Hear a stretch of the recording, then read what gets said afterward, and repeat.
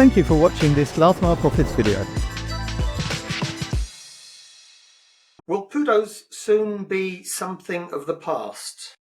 Watch this video to find out more. Last Mile Profits is brought to you by Parcel Pending by Quadient. Gary, you know I'm a big fan of PUDOs, but I just came back from Czech Republic, where it seems that the largest player there in terms of out-of-home paketa, or zasilkovna as it's called in that market, is actually seeking to slowly replace some of their PUDOs with lockers. But I gather it's not just happening there. No, absolutely not. I mean, welcome to this century, Marek. PUDO has been a great solution, and in many markets continues to be a great solution. But it's waning in popularity. Maybe not with the public, because it is a good service. But with many retailers, it is really starting to come under pressure because it's kind of like a victim of its own success. It has got too many parcels in too few locations, and it's causing more problems for the retailer and the sort of general flow of making money in the shop compared to the benefit that the carrier and the carrier's customer, the store visitor, is actually getting, I think. I'd say, and it's happening in Czech Republic. I think you mentioned in Finland it's happening. It happened in Finland. There's only one major retail chain still accepting PUDO over the counter. All of the others have closed it down and pushed the work out to lockers. So again, we use the Nordics as our crystal ball, our barometer of the rough weather to come.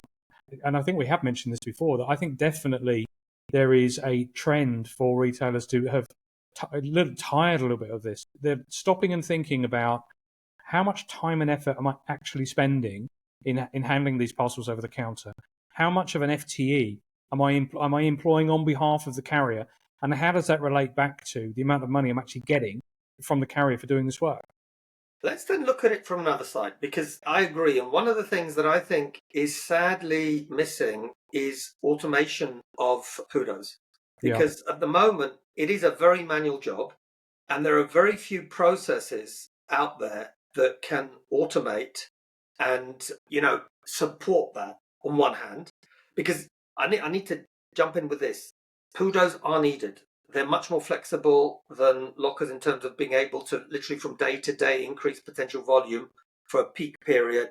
Pop-up PUDOs and so on cost, I think you told me, in an efficient model, it can be as little as 100 quid per point if it's bring your own device and just a label on the door. Absolutely, yeah.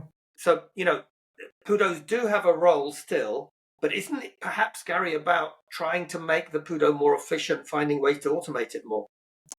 So we talk about InPost constantly. This story that won't go away about InPost being about to subsume Yodel in the UK. Now, Yodel were the pioneers of PUDO in the UK. They had a joint venture with PayPoint. They created the Collect Plus brand, which is now, I think, 11,000 or 20,000 points, or whatever it is, thousands and thousands and thousands.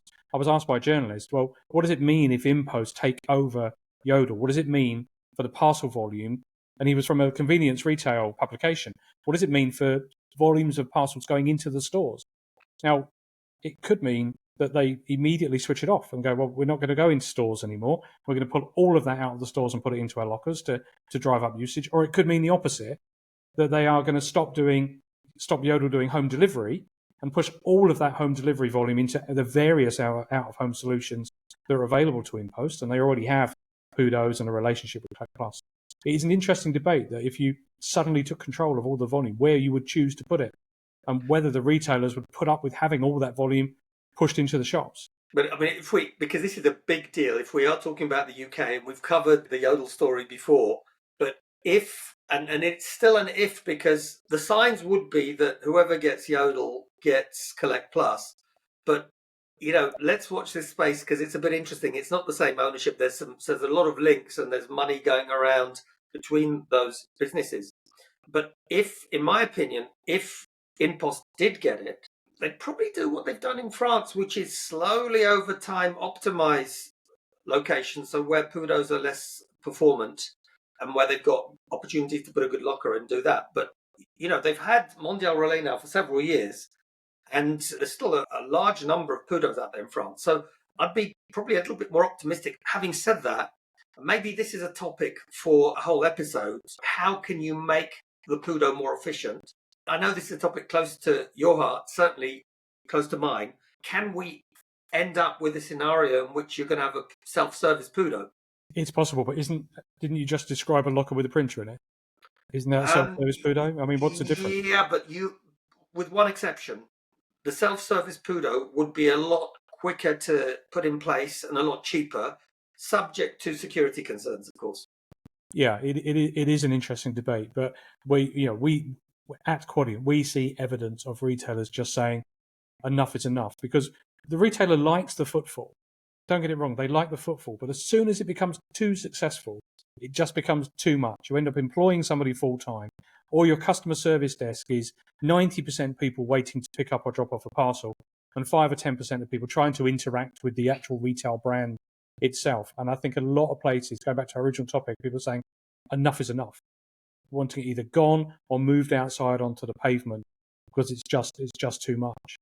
So there are strong emotions and good business drivers at play here of what eventually happens long term. This is a really cool one. I'd be very interested what the viewers think. So please add your comments. Are PUDOs a dying breed, as it were? Or is there still a place for PUDOs?